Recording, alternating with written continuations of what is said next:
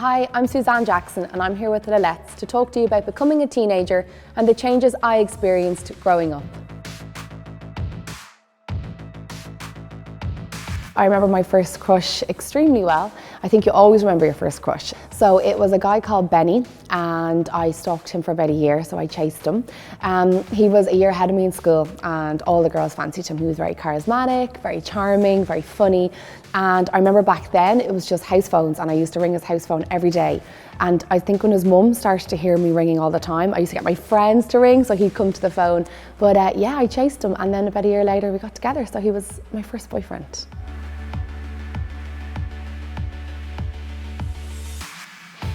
I think when you're growing up and I think you're in school, I think the best way to know if a guy is into you or fancies you is he'll always make fun of you, put the attention on you, and then as well he could be like, oh, will your friend meet my friend, so you come along and you're there. So I think they go about it in a roundabout way, never direct when you're growing up.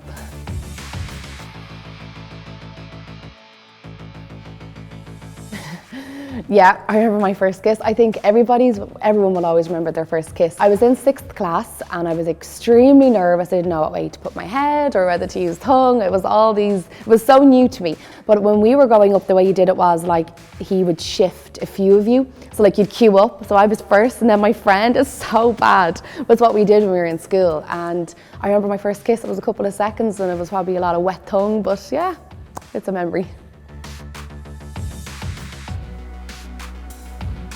If you fancy somebody and maybe he might fancy your friend, there's always a little bit of awkwardness there with your friend and you're like, why doesn't he fancy me? But I never actually fell out with anyone over a boy, and I think with my friends, we always had such different tastes in guys, and I think your real friends won't go with a boy that you like. So I think your real friends will always stay friends.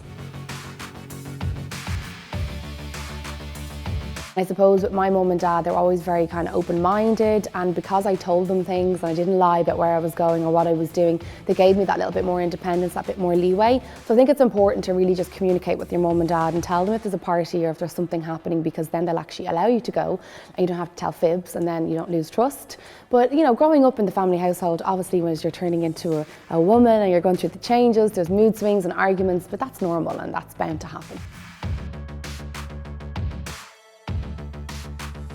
You know, you're just going through a phase now where you think the world is against you and your mum is the worst and her advice isn't the best advice. So, you know, the time will pass, but my experience is that your mum is always right. She's only looking out for the best for you. You know, she doesn't want anything to happen. She's just a protective mum, and that's the way mums are supposed to be. So trust her, listen to her and take her advice, and you'll be thankful for it in a couple of years' time.